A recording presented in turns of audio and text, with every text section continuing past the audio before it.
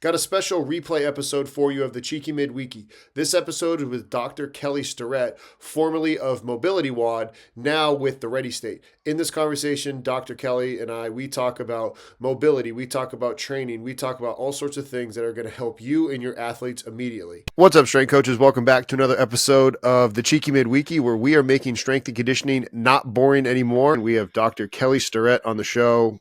Thank you very much for coming by and sharing some of your wealth of knowledge. First question I have for you, jumping right into it, the change from Mobility WOD to the Ready State. I don't know when that occurred until most recently. Why the change for anybody that is unaware? First of all, mobility sort of became this nebulous term like core or extreme. And it just sort of was being co-opted. And so people would be like deadlifting and be like, I'm doing mobility. And I was like, hold up, right? It's not what we meant. And the second thing is this WOD piece. So no one was using mobility. The only person who had ever used the word mobility was Eric Cressy. He made a DVD back in the day called Magnificent Mobility. And I was like, we're going to take this word and blow it up because it's not stretching, which athletes didn't do, didn't believe in, didn't love. Like stretching is like flossing, you know what I mean? Like you really just trying to get people to do something they don't want to do. And then flexibility really didn't have clear objective measures either. And what we tried to do at the time was say, hey, look, you should be able to access your native range of motion. What every physical therapist, physician, this is not controversial. I'm not asking you to be Simone Biles. I'm not asking you to do long lever splits. I'm just saying your hip moves this much. And why doesn't your hip move the way it's supposed to move? So what are our tools to get you back there so that you can then control that range? And that's what, at least what we had here was an objective measure of range of motion. And then ultimately what you wanted to do with that range of motion, which was go fast, lift weights, generate more wattage. And so the two things I could hang my hat on was, do you have access to your range of motion? Can we improve your biomotor output? Those are the two objective measures. So I was so clever. I'm so clever with this word mobility. No one's using it. It's brand new. And then WOD, we were the first WOD anything. So there was no ROM WOD. There was no Go WOD. There was no sobriety WOD. There's no faith. There was 1,000 WODs. And at some point I was like, my thing that I'm pouring my heart into and going around the world teaching and working on these has become co-opted and devalued.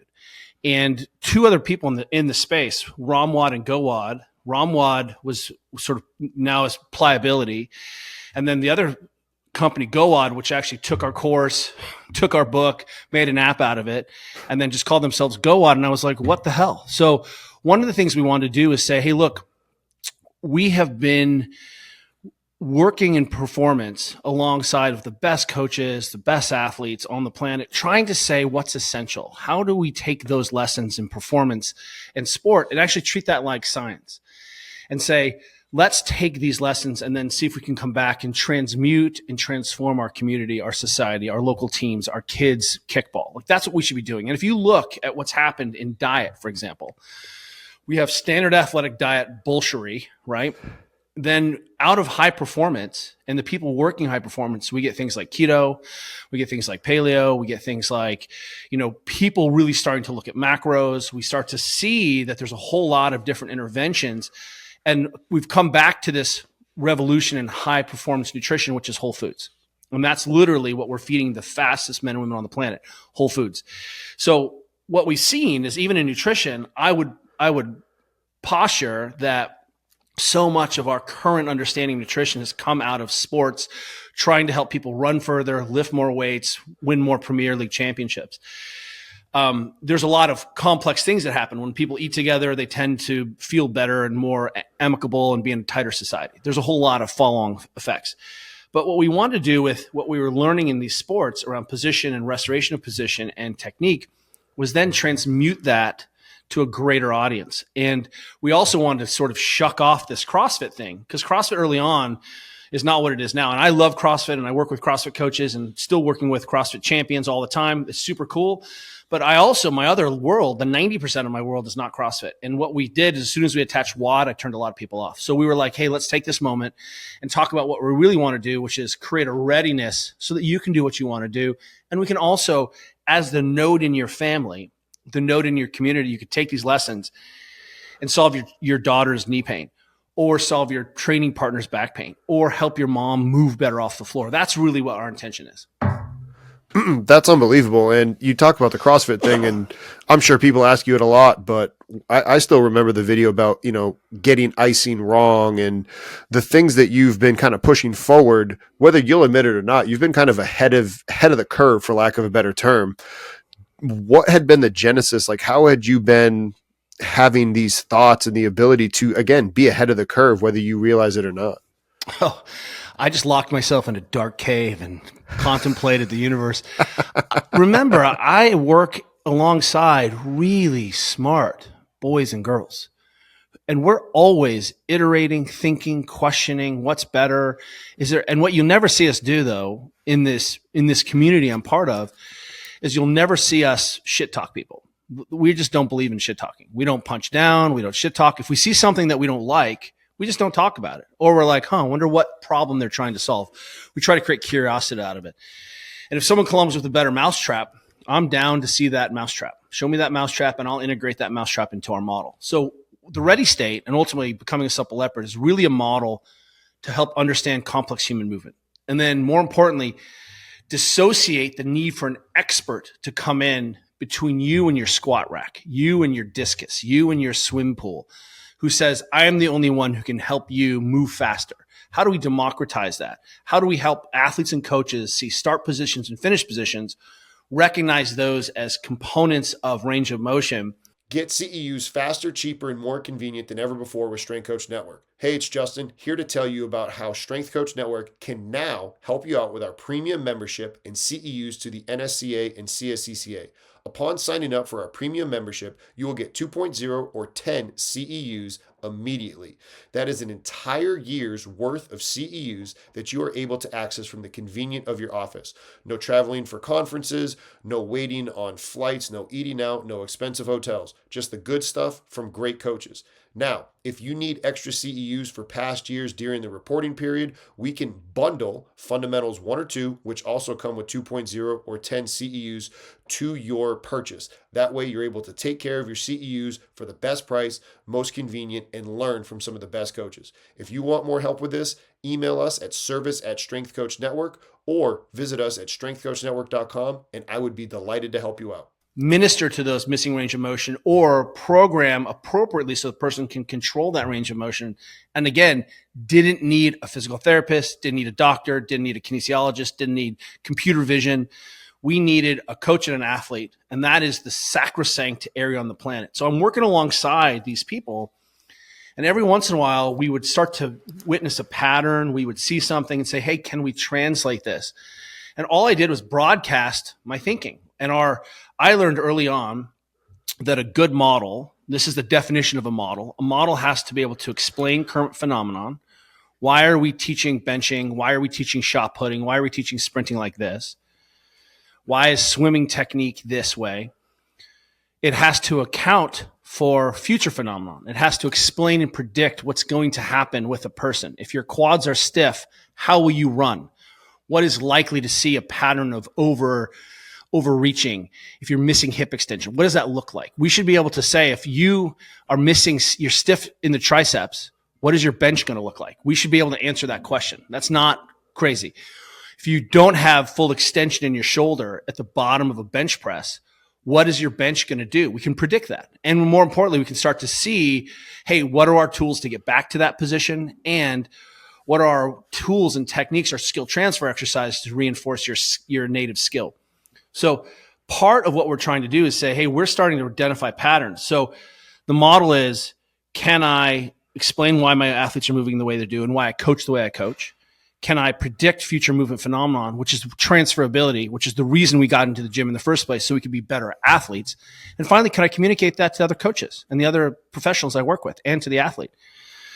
And at the heart of that model, because that's the definition of every model. So anytime someone has an ultimate program, whether that's GOTA or you're talking about starting strength, whether you're talking, again, anyone that's FRC, it doesn't matter, FMS, anyone, they should be able to explain why people are moving that way, predict future movement phenomena, and be able to communicate that language across so other multiple coaches don't have to have a PhD in your nuanced language. Then If you're a real coach, what you do is test, retest, and share. Test, retest, and share. I think this works. Let me test it again. Hey, I get you in the gym. We iterate. You're my coach. You're my training partner. We bounce back and forth. And then we're like, hey, this works. And then you bring everyone else in. Test, retest, share. And you might have heard CrossFit say observable, measurable, repeatable. That's sort of an iteration of a model, right? We should be able to observe it. We should have objective measures. And what we have tried to do then in the ready state is say, here are clear objective models for what your shoulder should be able to do. Remember, just so everyone can be clear, let me blow up exercise for you for a second here. Your shoulder does 4 things. It does 4 things. It goes overhead, and it rotates, of course. It goes out in front of you, wherever that is. It goes out to the side, right? This is still out to the side. And wait for it. It goes all the way behind you, like you're sprinting or dipping or benching. So every movement that you see, whether you're David Wecken coiling, I should be able to explain that position. That's a front rack shape. Arm is bent, but in front. And my top arm is in an overhead position. I just happen to be side bending, so you get all confused. So the idea here is I should be able to take my model and drop it in on top of anyone else's movement theory, movement piece, and help to explain what's going on, understand what's happening in that place. And then we can move forward. And so that's really the objective measures. And then, of course, the only thing I can really measure is not your pain, because that's so subjective, not your readiness. That's highly subjective. Your genetics are a component of that. What I can measure is how much wattage and power you put down. That's literally all I can see. And if I literally always come back to, can my athletes do this? Yes or no? That's why we're in the gym training, not to only get physiologically stronger, but also to transfer positions and have better transfer to a sport. And did that sport get better? That's all there is. And then however you want to do that is entirely up to you.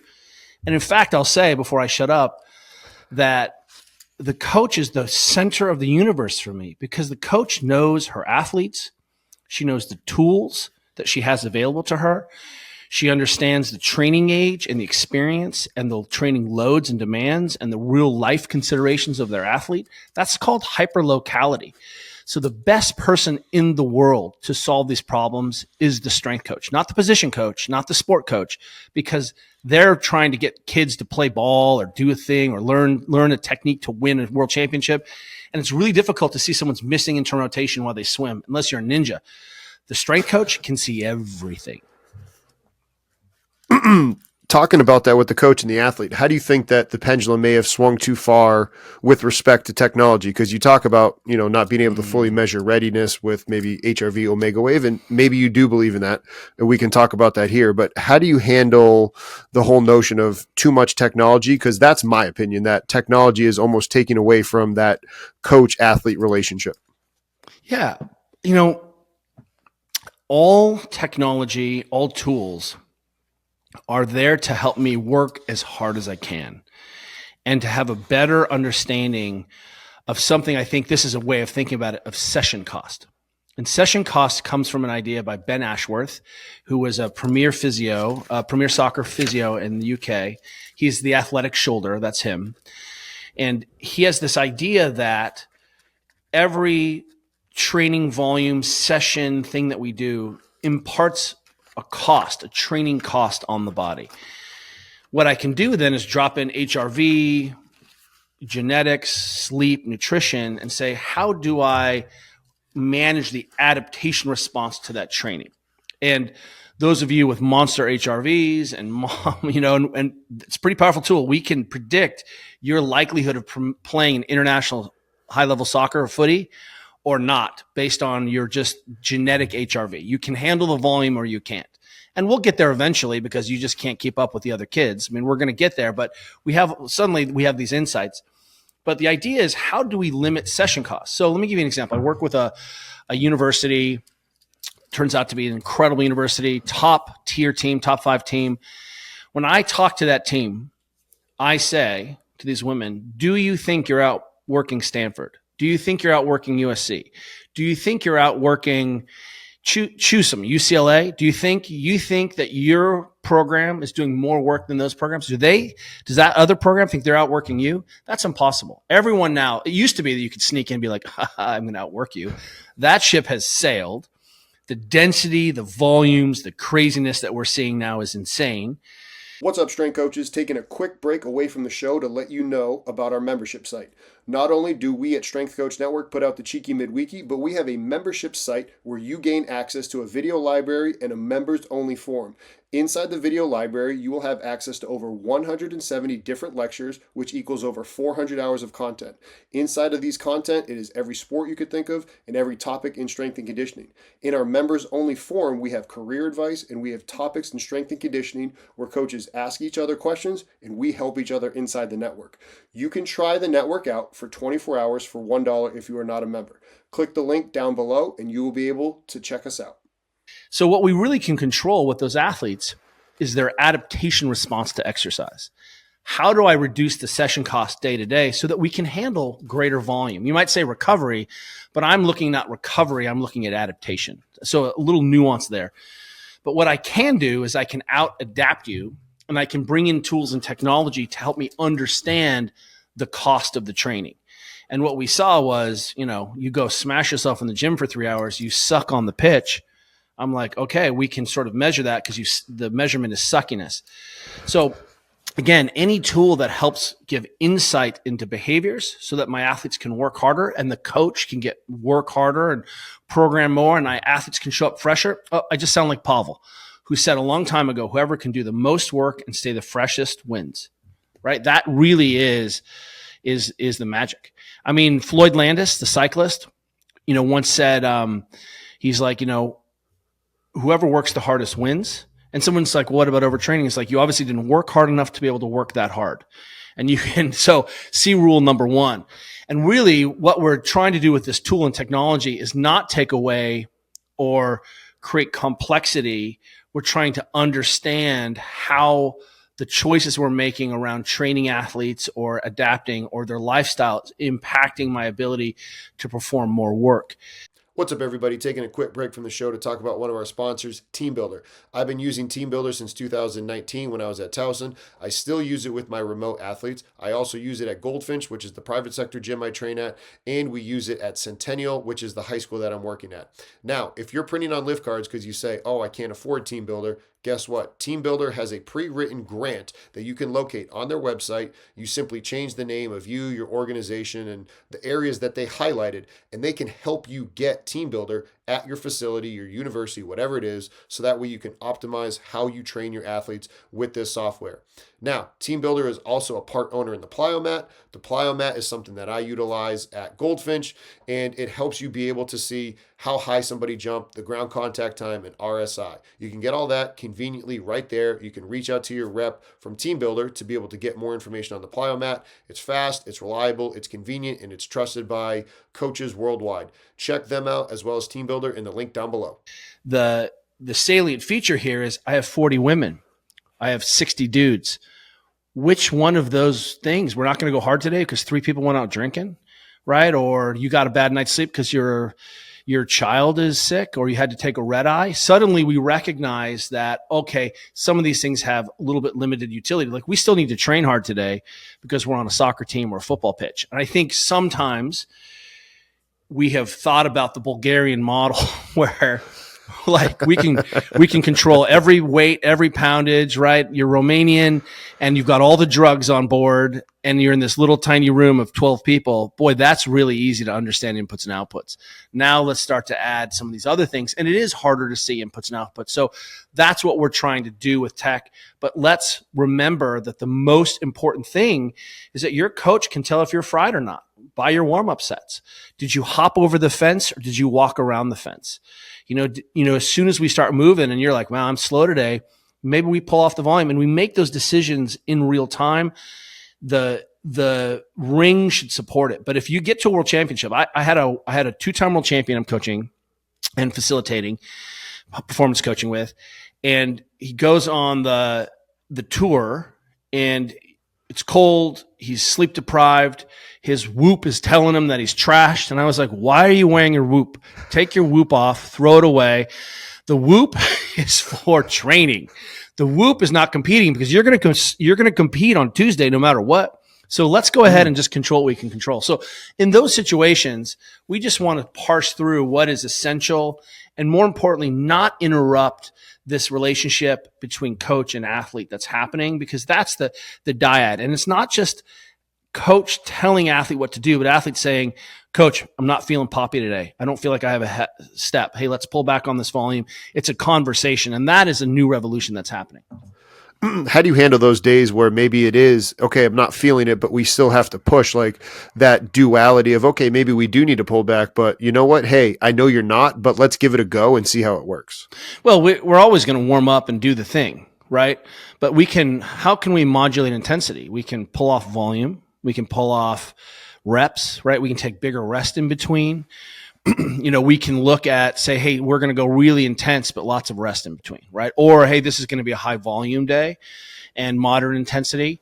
So a lot of that is, I think, the fear that I hear with coaches and technology is that it's somehow going to short circuit our need to get work done.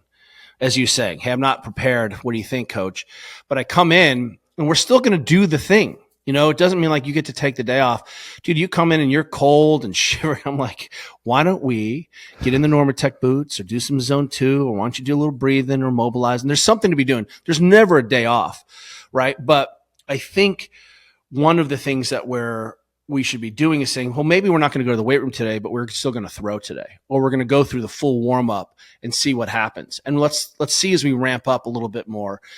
I had a really important understanding of this with Mike Bergner, who is one of my original Olympic lifting coaches and senseis. And he's had athletes come in and after brutal high volume days, PR. And, and what ends up happening is athletes really warm, thinking really good. And he's like, look, when the frying pan is hot, we cook.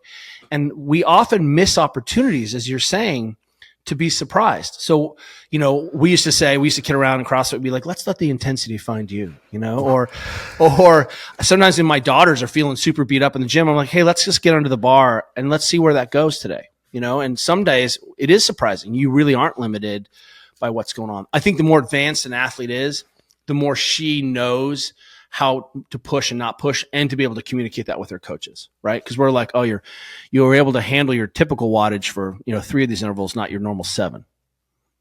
That's a good point. How do you handle being able to push the field in a positive, way forward as you have? And then how do you address, like you said, you don't punch down, but how do you, in a constructive, best manner way, push the field forward by like, okay, that's not the best way of training people, or how can you keep that curiosity mind and continue to push things in the right direction? The first thing is always point positive. If you see someone doing something great that you love, talk about it, point it out.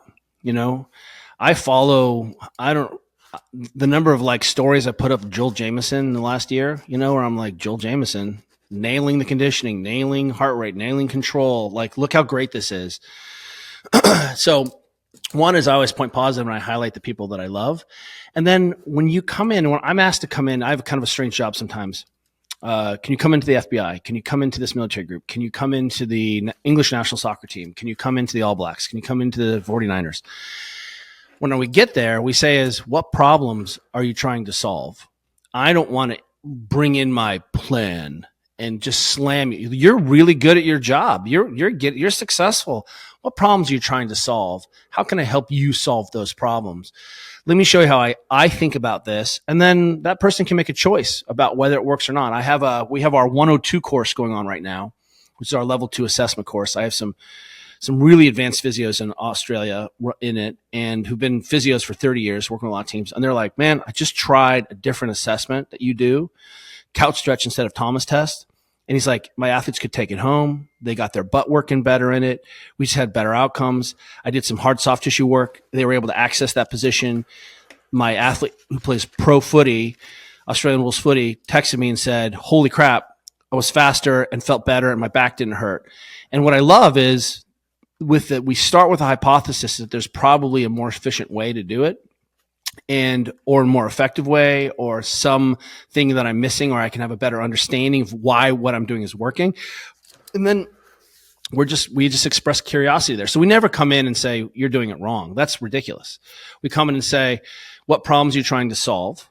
Can I help you, insulate or spread light on that? And I'll tell you, there are great coaches like Travis Mash, who I can call up and say, hey, what do you think about this? Or Dave Spitz, what do you think about this? Or, Nick Gill. I mean, the network of amazing coaches, I don't know anything about eye tracking. Quick break from the show to remind you to hit that like and subscribe button so that way you get notifications of when more content like this gets released. So click that like and subscribe button. And with that, let's get back to the show. But I'm working with some athletes who that's really important to. I can call up Rachel Balkovec, who is, the first woman strength and conditioning coach in Major League Baseball, who happens to be the first woman manager, and be like, who is an expert in eye tracking, and be like, can you help me understand this? And I think that's what's really fun is as soon as you start, Stuart McMillan is, one of my all-time favorite coaches on the earth. And he probably is the most successful Olympic coach I know, has the most Olympic medals of any coach in the world in any sport. And bobsled, track and field, it's just really amazing. But if you pin him down, he'll be like, I'm not sure I understand anything. I have to apologize to my athletes yesterday because I was shit. And today I'm going to be a little bit better. And he really has this deep understanding of process, of curiosity. And when you do that, that's great humility. You're going to show up and your athletes are going to get buy-in and you're going to go fast and win world championships. How much do you live within the research of things that it has already been said versus, hey, being curious and kind of probing the problem that is presented in front of you right at that time and place? Yeah. I love Lane Norton. The data is stronger than your feelings. And yet someone had to go first doing something. And it doesn't mean, remember, what are my two objective measures? What's up, everybody? Taking a quick break from the show to talk about one of our sponsors, Hawken Dynamic. I've been using Hawken Dynamics ever since I was at Towson. Still utilize it today when I'm at the private sector at Goldfinch. Even brought the plates from Goldfinch over to Centennial to do some force plate testing with the football team there. We've done force plate testing with other high school athletes. It is something that you need to get. If you want more help with it about how to practically use it and you want to reach out to us, feel free to reach out to us at service@strengthcoachnetwork.com. Not only do I utilize it with lower body assessments, I use it with upper body assessments, plyo push-ups, prone Y assessments. You can also utilize it for what I call an upper body isometric mid-thigh pull, where essentially you're doing a push-up at the strongest range and you're pushing into an immovable force, so a barbell, same way you do an isometric mid-thigh pull. Like I said, been using them for years, valid, reliable. The customer service is fantastic. Go check out Hawken Dynamic in the link down below and you will not be disappointed. Do you have range of motion? Yes or no? If you don't have any hip internal rotation, then your secret scroll program for me isn't working very well, right? Simultaneously, did you go faster? So I have those two things that I'm always looking at: the expression of your range of motion, expression of range of motion, and your biomotor output. And so we should be looking at, can you show me the research that your squat technique works for that 14-year-old on that day? Come on. That's you're never going to get any work done. We want to try to understand complex processes for sure in first principles. And then simultaneously, we want to say, is there a way to, what happens when we manipulate rest? Can you show me all the data? You just couldn't get any work done. You couldn't train a group of 20-year-olds that way. So we have to look at the fact that there were so many good coaches in front of us. What's essential? Let's begin there. And then there is time to party and mess around. Let me introduce you to this thing called the warm-up, where I take wild ideas that I love. I'm like, ooh, that's a good idea. How would I integrate that into my program, which I know is working and I know allows my athletes to feel better and go better, right? Because it's not that complicated. Your hip goes in the front of you and it goes behind you and it goes out to the side of you. That's really all the hip does.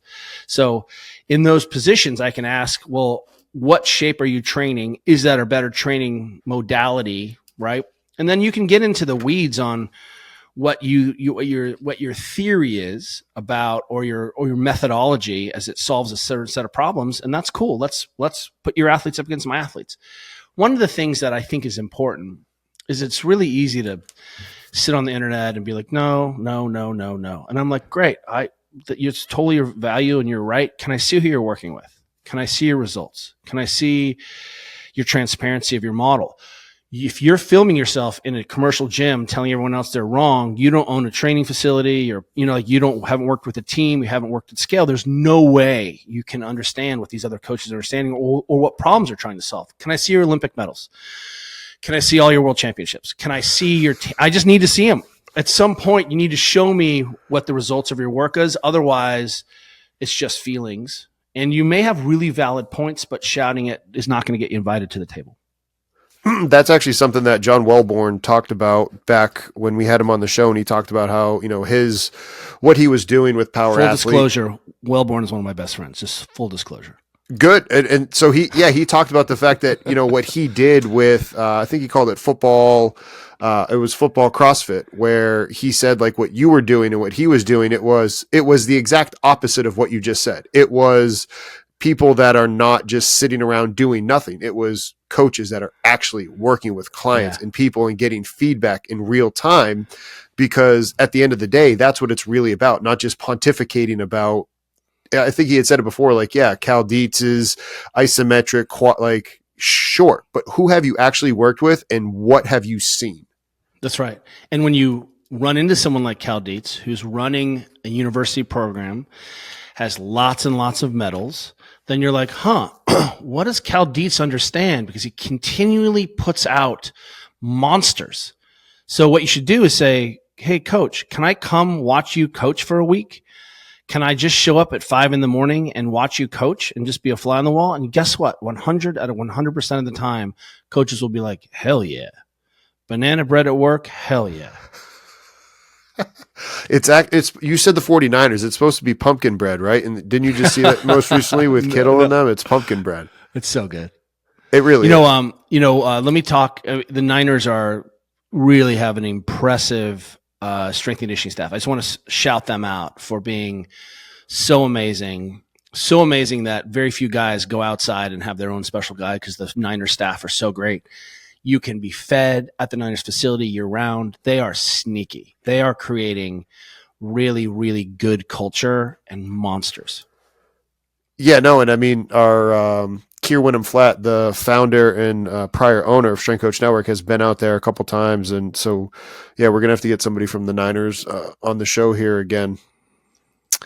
What are your thoughts on strength being added to dysfunction? Because you kind of talked about that before when you said first 2 questions, like, hey, do you have the range of motion? If no, that original thought of don't add strength to dysfunction from the FMS, how would you handle somebody saying that? We wouldn't get anything done, would we? Correct. Thank you. That's my point. So what it means is we're just going to squat a little higher today. That's all it means. Like, no problem.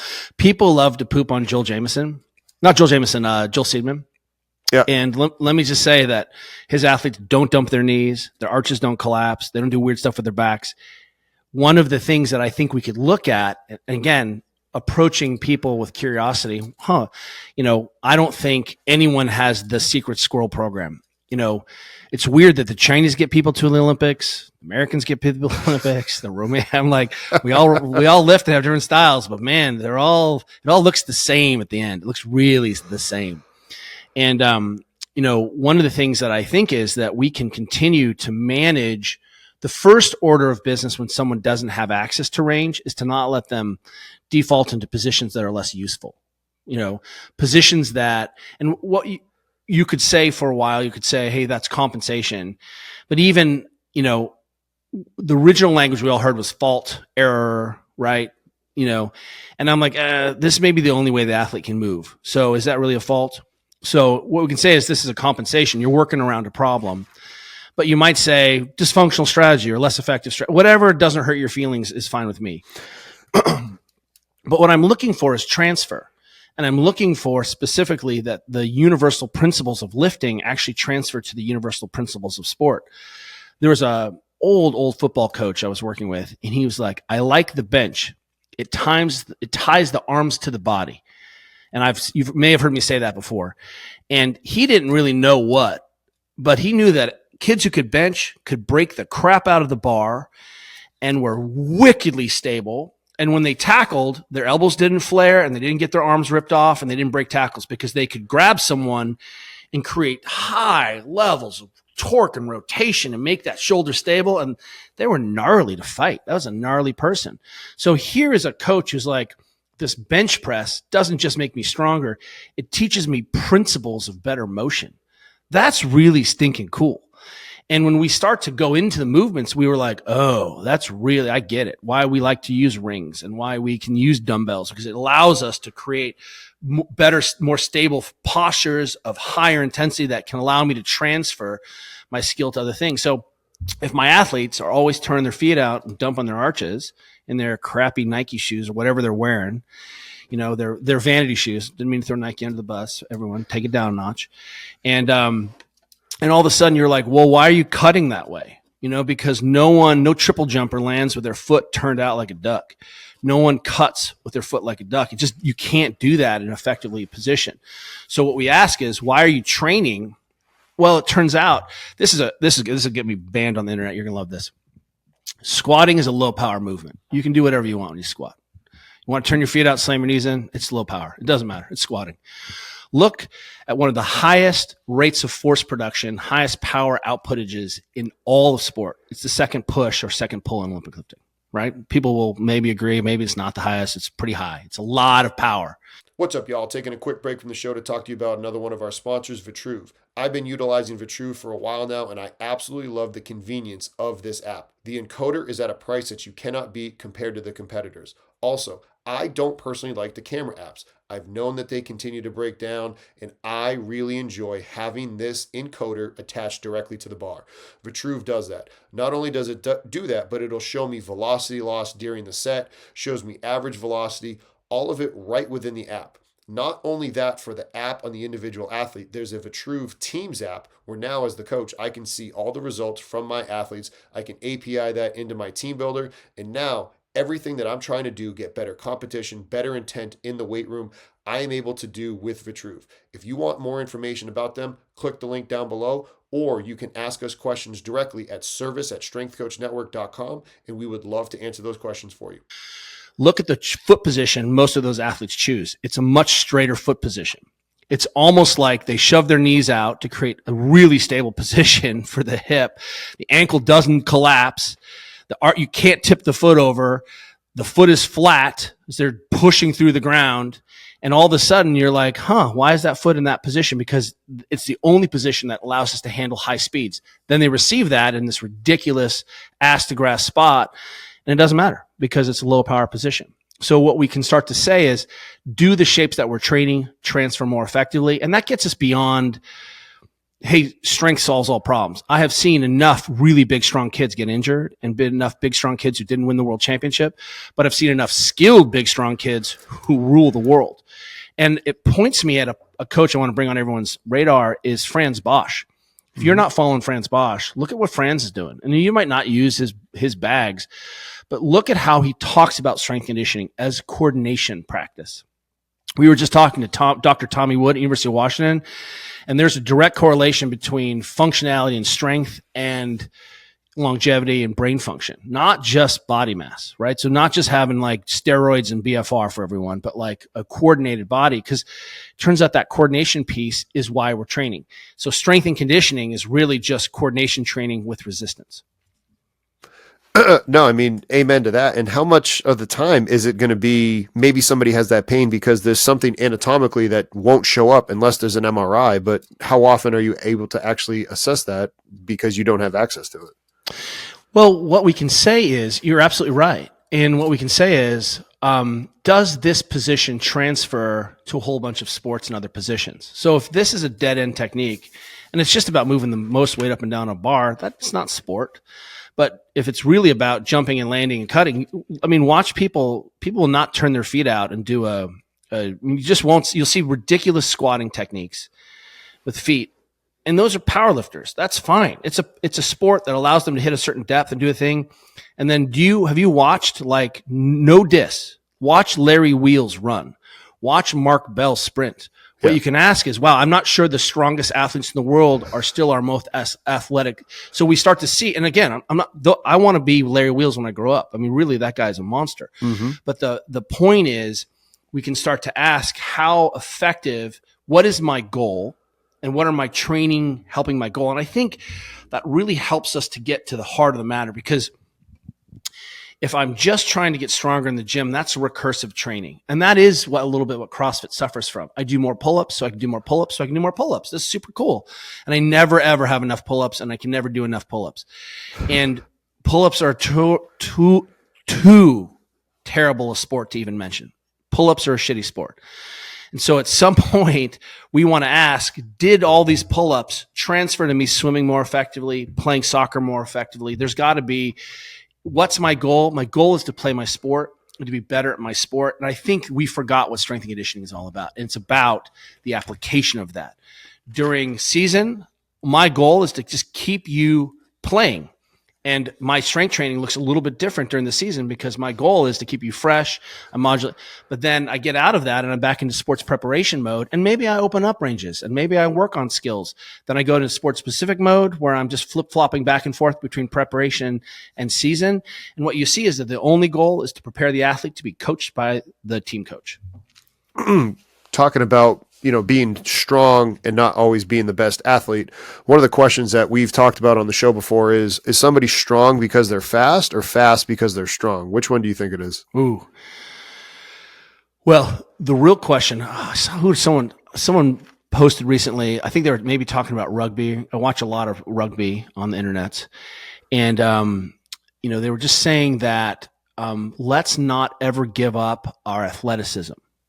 I was in conversation with Coach Harry Mara, who's one of the best decathlete coaches of all time, heptathlete coaches, probably arguably the most successful coach in that domain ever. And towards the season, he would just carry a medicine ball around. And he would say, well, I think you're strong enough. I mean, this sounds like Bondarchuk right here. And what we would see is he'd be like, look, it's really fun to add another kilo to the bench press, but what you really need to do is throw. And it's interesting that Dan John even is like, come train with me. You're going to see how much we throw and how little we lift. We're going to hit a few key lifts, and then we're going to go throw and throw and throw and throw and throw. So, to answer your question or get back, how do we develop athleticism?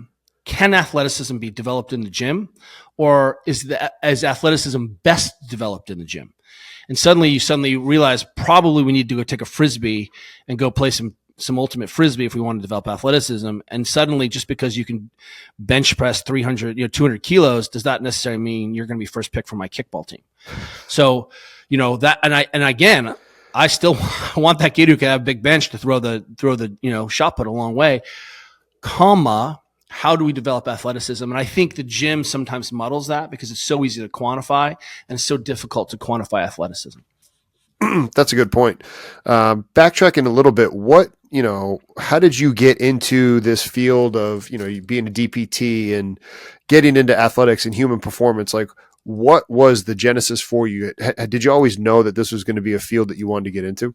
Oh, good question. So first of all, I started out as a broken athlete. So I paddled on the U.S. canoe and kayak team. And I paddled myself right off the U.S. canoe and kayak team with a neck injury. Suddenly my hand wouldn't hold the paddle anymore and I couldn't turn my head. And that ended my professional paddling career after a couple of seasons because I caused that injury. It was just an overuse injury. And that literally, the good old days of strength and conditioning were, let's go as far as we can. Let's go as far as we can, as hard as we can. And when you break, we'll back off, take a little rest, and we'll go a little further next time. That was literally the official model. So that was my background. I grew up as an athlete, paddled on the national team, got injured, realized that I needed to ask some different questions because I looked around and was like, every woman on the national team has had shoulder surgery. So is that a feature of being on the national team? Should my daughters just go ahead and have their shoulder surgery now when they're 16 so they can get on the national team? And what you realize is, wow, can we not prevent any of this? Or is this just a feature of the sport? Like NFL has an injury rate of 100%. Well, let's just go ahead and get injured and fulfill our destiny. So going to physio school, I knew something was there. But before I started physio school, I started work with an Olympic lifting coach, Jim Schmitz, in South San Francisco in very early 2000s. And what I'll say is I knew that there was something to how the best athletes in the world and track athletes were lifting and training, and there's something I needed to learn. I go to physio school and I really struggled with understanding what I was learning in this really good physio program, a really excellent physio program in California, Australian based, heavy manual work, very progressive. This is like, we have masters are my daily instructors. I'm going to the World Center for PNF. We're doing, at Kaiser Vallejo, we're doing rehab on people who are one day out from cerebral vascular accidents. And it's really like, I got to see all the shit.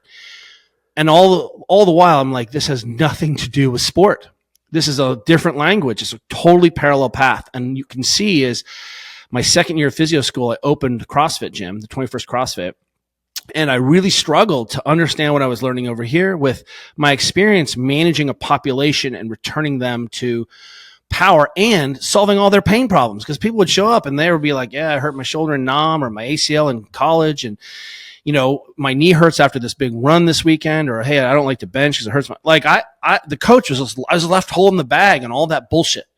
And, what I realized is like, we have to change this model, and we're going to have to move all of these things out behind the wall and put them in the hands of the coach and the athlete if we're going to be serious about this. Because what ended up happening is people would just wait until it was so bad, then they'd go see the doctor, right? And that model doesn't always work if your doctor isn't right at, deadlifting next to you. So that's how I got into this. It was always through the lens of performance. I grew up in a small town in Germany where we had a ski team, and we raced mountain bikes, and we kayak raced, and we all played soccer, and we all played we did as many sports as we could. And we were always going to camps and training with the world champion skiers. And we just had access to a lot of sort of this early thing. So always very high level of sort of emphasis on technicality, that we were having conversations around pressure and technique in the skis. And suddenly that really resonated with me that, there's so much feeling and technical ability that I can develop as a resource to become competent solving a skill. That makes sense. What advice would you have for young coaches now that might be listening to this, hearing you and knowing the background then? Like, what would you say to anybody that's trying to get started in the field now? You need so many reps. You're going to suck.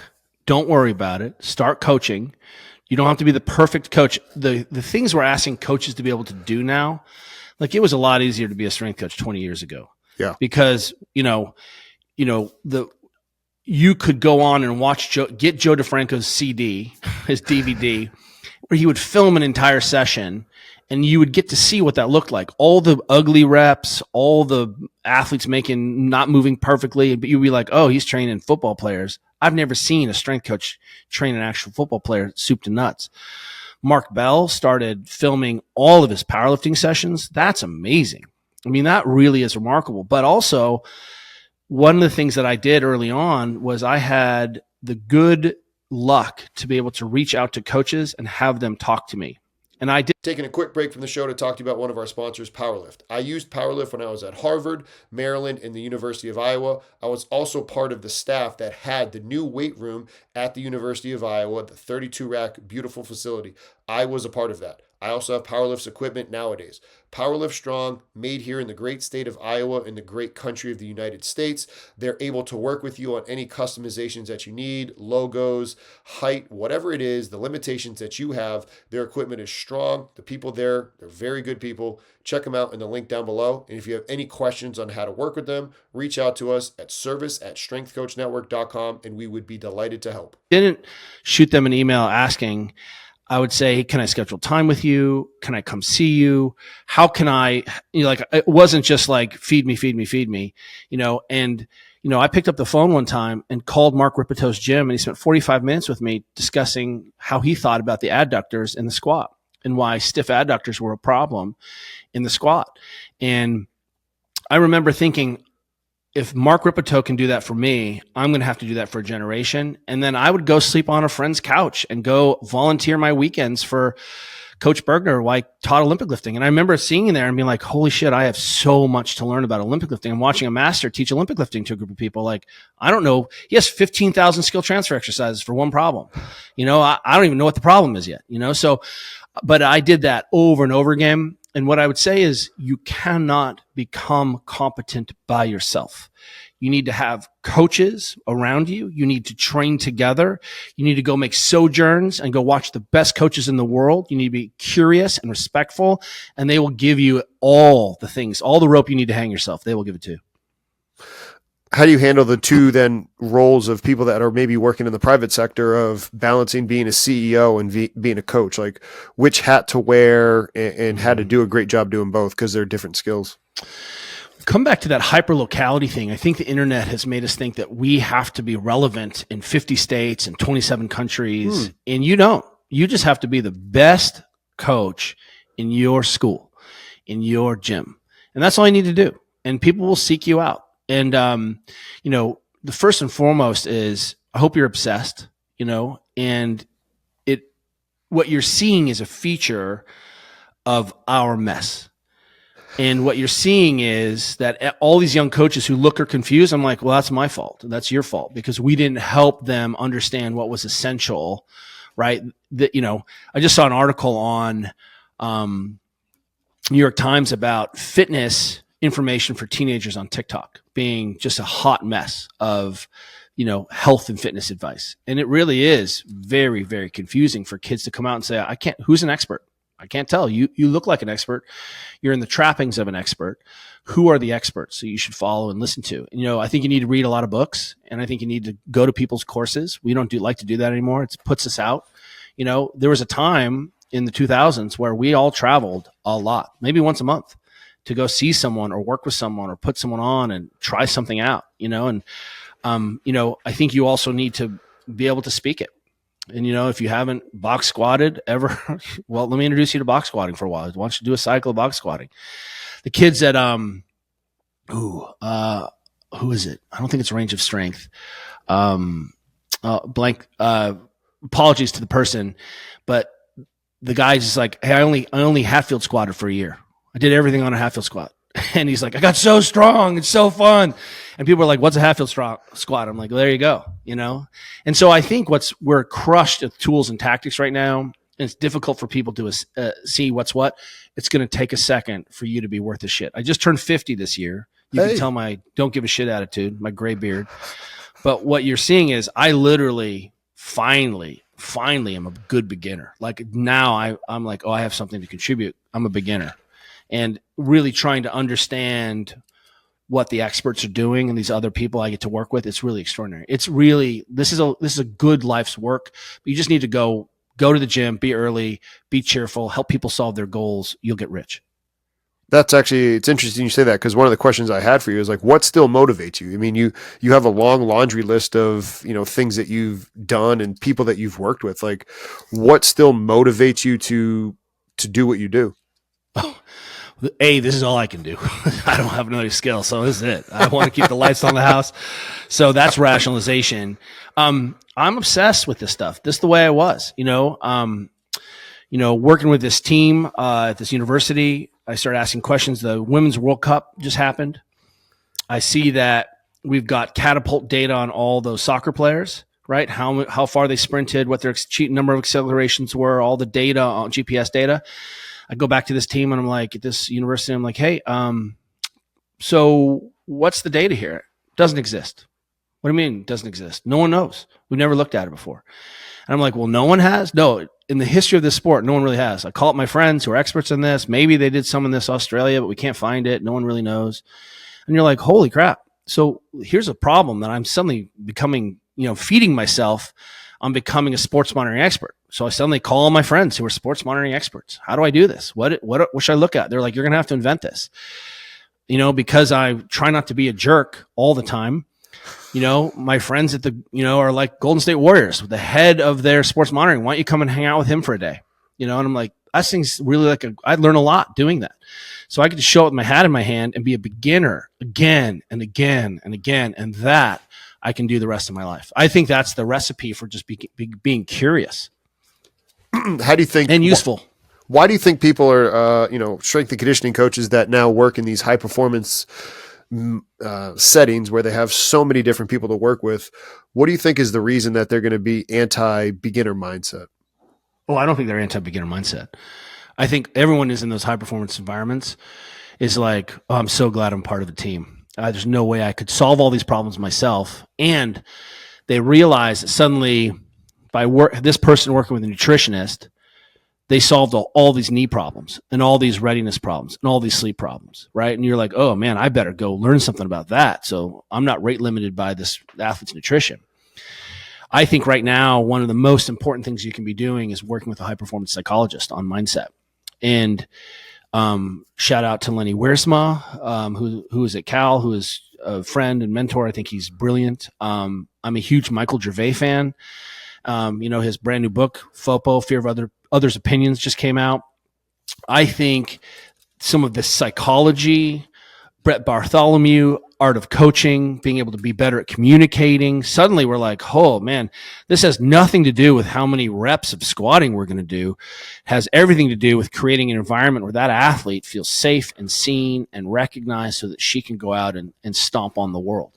And it's going to take a minute. So what I'm proposing, everyone, is not a scarcity mindset, but a real opportunity to expand our footprint and become real performance experts. I want the strength coach to be the very center of the performance hub, because no one has more time with their athletes. No one has more interactions with the performance coach, the physio, the position coach, the nutritionist.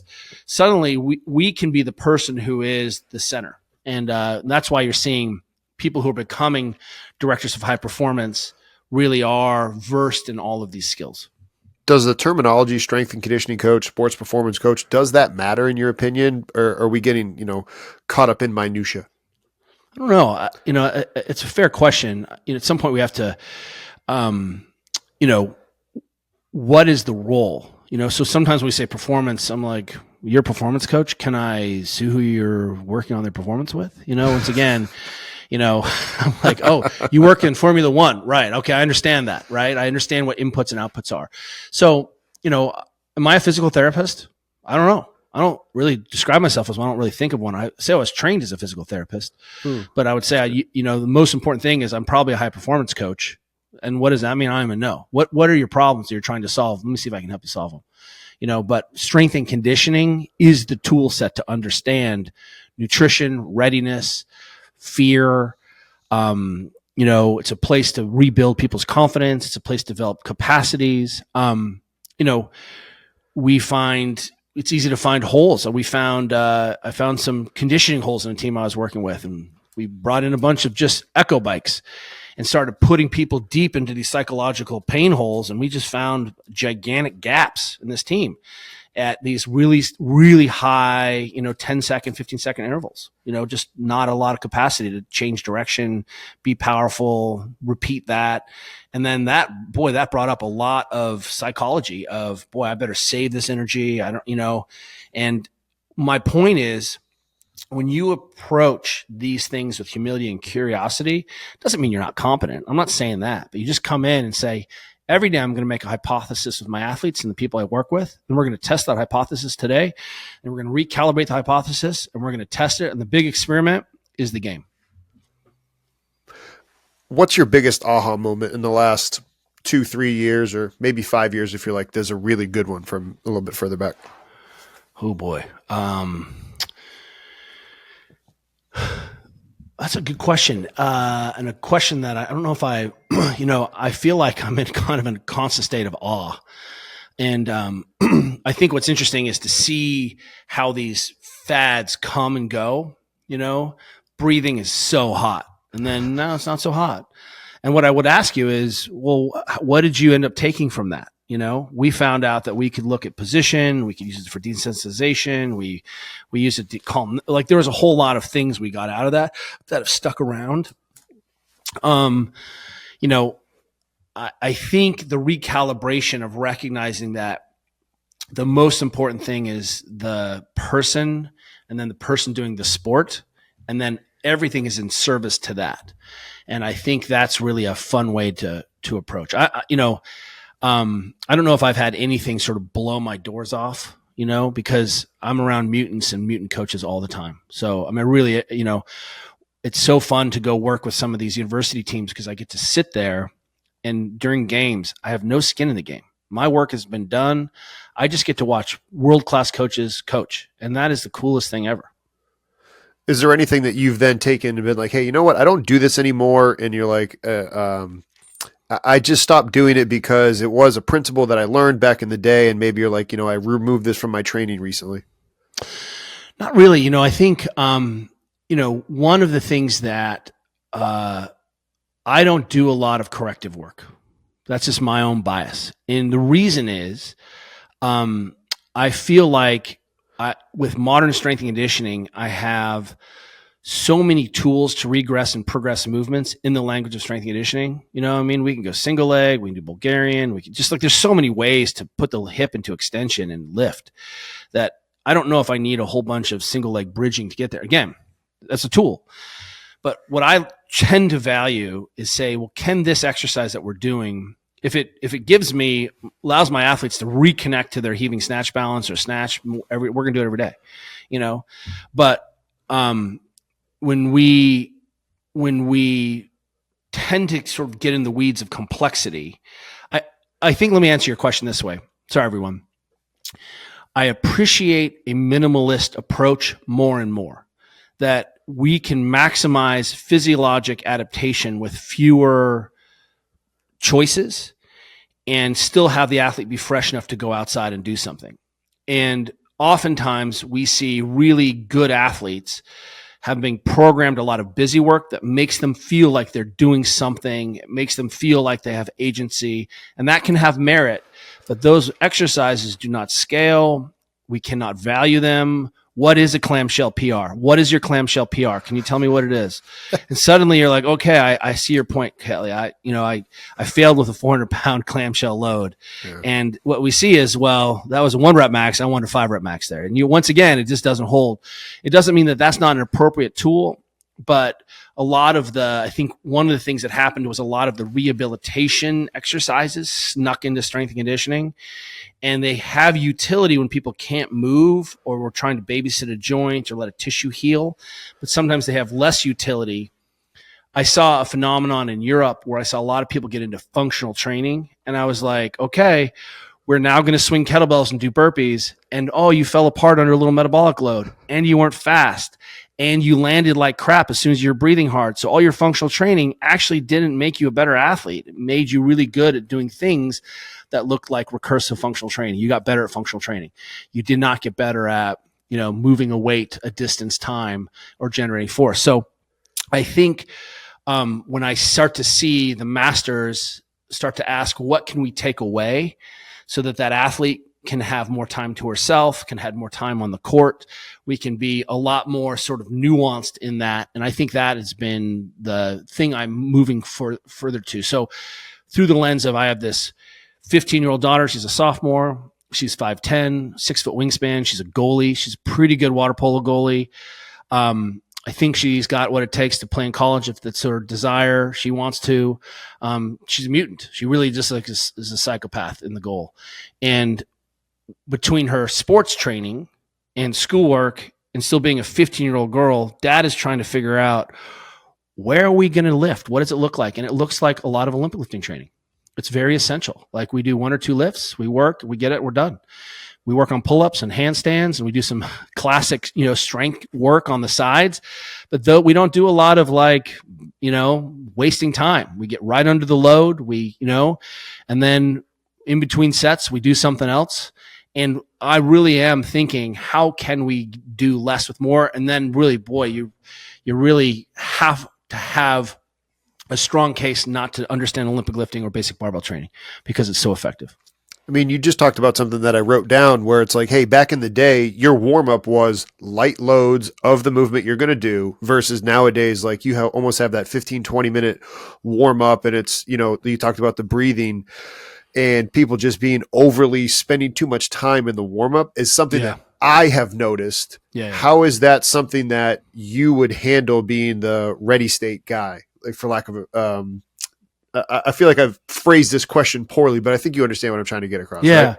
Well, one of the things is, if you've been sitting on the couch and then you're going to go out and we're going to snatch, it's going to take a minute, right? Yeah. To get you warmed up and prepared for that. When we ran a gym for 17 years. So I just want everyone to know, I ran a gym for 17 years. Like, if you run a gym for 17 years, shut the fuck up.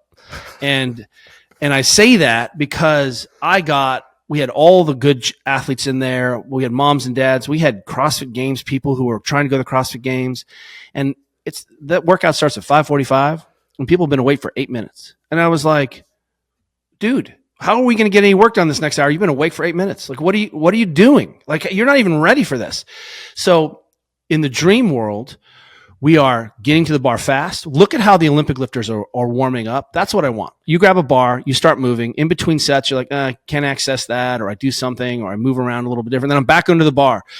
And I think now as an old person, check this out. You know you're a master's athlete when your shingles vaccine interrupts your bench press. I was like, that sucks. The idea is in between, I'd rather have my athletes take way more warm-up sets. And look, the masters have said that for a long time. 10 sets of 10 with the bar. Like why are you in a hurry to make this heavy? Are you afraid that another jump between 315 and 350 is going to mess you up? Or, I sometimes go out to my personal deadlifting. Like I'm going to deadlift 500 every year for the rest of my life. That's one of my personal goals. And deadlifting more than 500 does not make me a better middle-aged bike rider in my neighborhood. It doesn't, but I love deadlifting. So every couple of weeks, I'm like, have I touched 500? Have I touched 500? Can I touch it? But sometimes I'm like, well, 1 plate, 2 plates, 3 plates, 4 plates, 5 plates, boom. You know what I mean? And I'm like, that's really crappy programming. And when I really have the time, I just take a lot of warm-up sets and then I mess around and I jump rope. And then I hang from the bar and then I work on skills. And I saw this cool thing. This came out of this camp, or I like this. And I use the time between my sets to play, to explore my body, to warm up, to move. And I think when you do that, it doesn't have to be 10 minutes on the bike, do a dynamic warm up, like quit that. The first time I heard something about this, people are going to just fast forward this whole episode. I'm just rambling. Bella Caroli, his male gymnasts used to warm up playing indoor soccer. So we have at the time, this Romanian superstar coach who may be a psychopath and abusive, but neither here or there. His guys really got hot and sweaty by playing a little game. Like, talk about arousal and people being community and interacting and being like you're in a team and getting hot and touching positions. That's what warm up should be.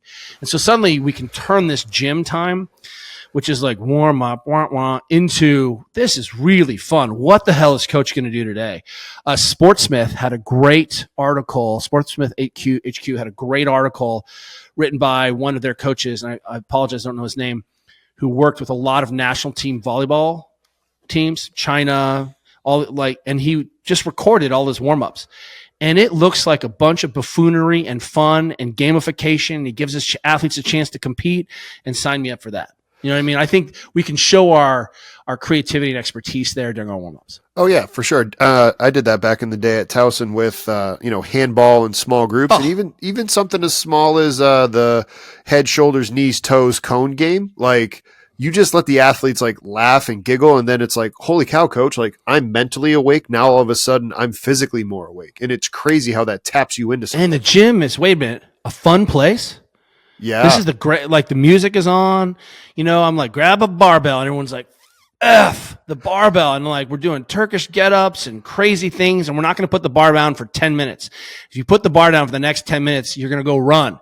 And like, man, where it's Zercher, bicep, tricep. Like, I'm like, how can I torture this human being with this barbell for the next 10 minutes? Everyone's really good to go after that. I just think that there's so many ways, where I'm like, grab the medicine balls, and everyone's like, shit, this is going to suck. And it's so fun to, play in Hoover ball and throw the ball around and bounce and throw and toss and be athletes who then quickly are able to get under the bar and load.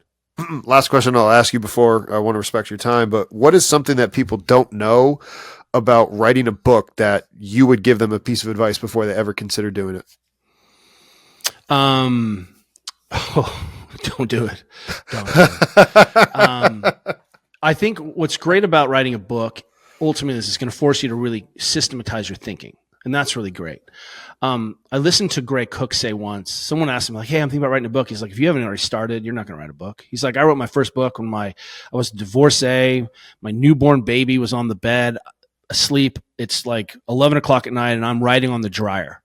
And so if you're not writing already, you're not going to write a book. So start writing and talking and practicing, start writing blog posts, really just like think writing. The goal isn't the book. The book just ends up being a way of service to formalize and organize your thoughts. And I will say that it's really important. I think the book has become more important now than it has before. Ma Strength just put out a Chinese weightlifting book. I think it's eventually, if you're really, really good and you're sure that you have a system, you need to put in a book. You can't write about a blog. You can't put it on the internet. You need to write a book.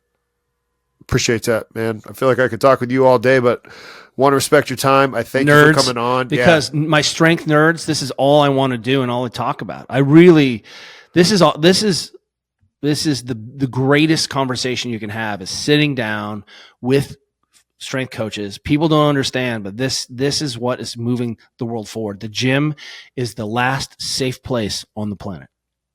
I agree. And that's my whole goal here is to continue to make strength and conditioning, push it forward so that way coaches can be better educated so they can be more dialed in with their athletes when they're with them. Because, helping athletes achieve the best version of themselves is kind of the goal, no? Yeah. If we, there are a lot of ways to get to learn to know yourself. And I just think sport is the best way. It's the fastest, the best way. My daughter, last thing I'll say is my daughter was is a freshman at University of Michigan.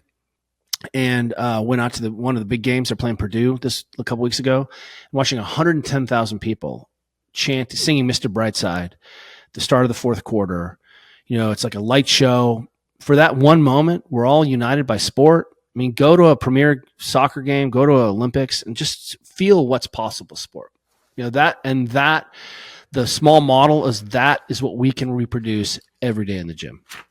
Amen to that. That's a mic drop moment. We're going to link all your stuff down below, but thank you very much for spending an hour plus with us. We greatly appreciate it. My pleasure. Hope you enjoyed that episode with Kelly Starrett. Look forward to having more episodes that are coming out in real time for you later on this year.